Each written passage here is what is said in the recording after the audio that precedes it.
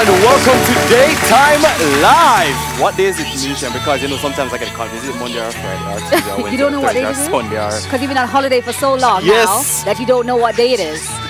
We know what day it is. It's your favorite day, of course. Your Man Crush Man Monday. Crush Monday! As I said before, I'm demanding a Food Crush Monday. Food Crush? Because That's I where can't you come went here. with the food? I cannot be here every Monday and it's all about you and your... Well, you know, we do run the world. I can't deal with it. But you know, you as usual, what's buzzing like a bee? Yes. And of course, we have buzzing this week, well, last week.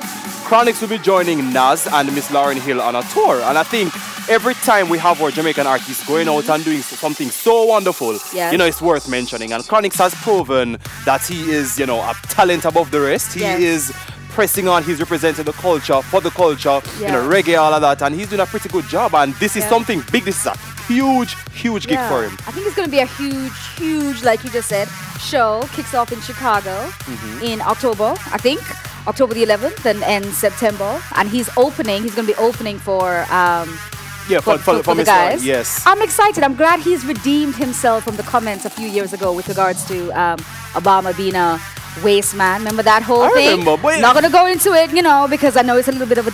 You know, I mean, at the end of the day, people have to make their money. So they need to just make sure to them just stick to your job. Stick to your job. And I think in September it goes up until So I'm excited. I'm so proud. He's doing a great job, and I think he's talented, so he deserves it. So big up, good luck, and it actually opens in September. You know something wrong with this morning, you know, because I don't know, I'm mixing up the dates, but it opens in September. Right. Yes. Yeah. But speaking of President Obama, you know, you just brought back something home again. President. Yes. Speaking of President of the United States, he's rather placed in a different light this time around. Yeah. Kathy Griffin, let me explain. Kathy Griffin is a comedian, right? This redhead lady. And she does a lot of, what would you call that? Comedic stand-up comedy. She's a stand-up comedian, and she does stand-up. Yeah. And, you know, and she talks about a lot of people on her sets, and she does various things and engaging, you know, different demographics, stuff like that. Crazy things. And last week, online users were quite shocked at an image that came out. She had the head of Donald Trump, right? A severed head. Yes, bloody and all of that. Yeah. But obviously it's not Donald Trump's head. Now what's happening is that he says his little son Barron Trump is so affected by this. She's traumatized. Because he was home with his mom Melania and they were watching TV and then the head came up. Yeah. And he was saying that his son is traumatized and the son thought it was real.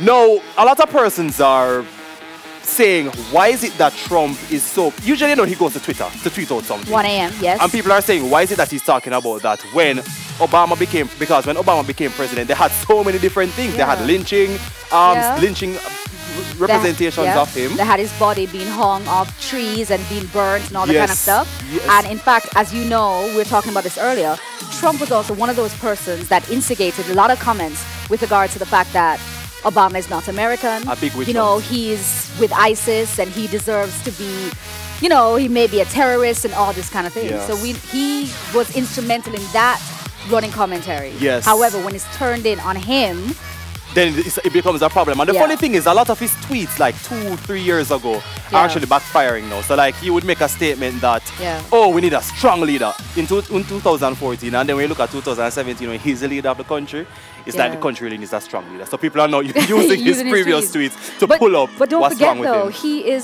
he has been treated the most unfairly of all the presidents in the history of presidency, according to him, of course. But I kind of think Kathy kind of went too far.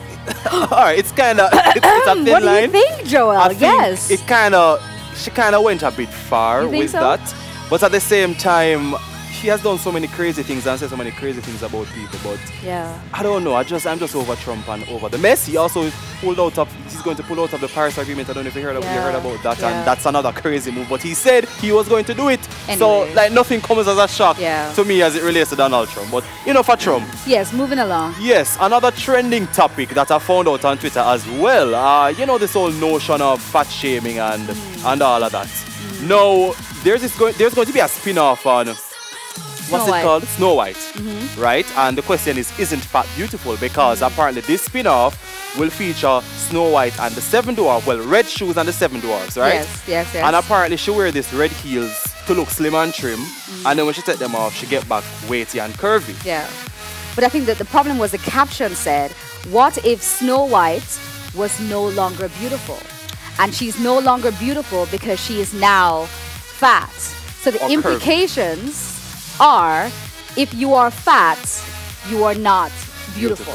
And so that had Twitter, Instagram, Facebook, everything going kind of crazy. All the women came out in force saying what you're trying to say. And this was something being publicized at the Cannes Film Festival as well, because people were walking around seeing this billboard, you know, with such a terrible, terrible message. But the person who came out the most about it, very strong about it, is Tess Holliday, who's a plus-size model, correct?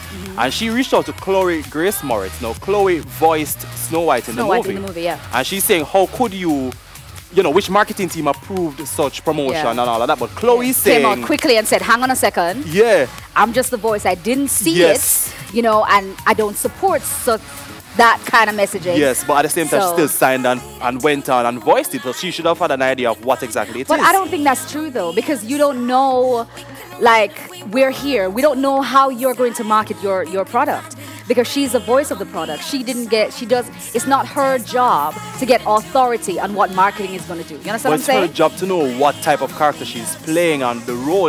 Obviously, she had a script. You know, she knew the storyline was this chick wearing red heels, and when she take them off, she get fat, or she get curvy, or she get overweight, or whatever. But you see, the story in itself, I don't have a problem with. I have a problem with how you're marketing the story. That's a problem. Because wearing the shoes making you slim is like my little, you know, your girdle. That's fine. The problem is if your tagline is going to be, well, what if when you do this, you're no longer attractive? But what about those small girls who are curvy or who are fat? I hate the word fat, by the way. Who go to watch this movie to be inspired or whatever, and they're going to see a representation of one person. Okay, then when she's fat, she's uncomfortable, or she doesn't like her body, or she doesn't, she can't get the guy because she has to look this specific way to get a guy. But the most important thing, what we have to remember though, is this. In Jamaica, okay, it depends on what demographic you want to plug into. Because in America, beautiful may be described as whatever it's described as. Here in Jamaica, we love our women to be voluptuous. We like curvaceous. So, you know what I'm saying? So that's not going to fly here in Jamaica. I don't know. And in certain other places as well around the world. It's like, no, you can't be too slim. You need to have assets. So that's not going to work out here. It's weird, and I just feel that they have to get themselves together. But there's so much more coming on today, as always. There's going to be an interesting chat topic. That's your favorite.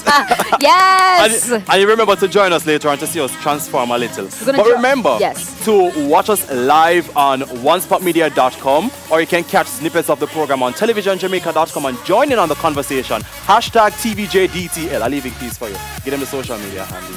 TVJ_Daytime Live.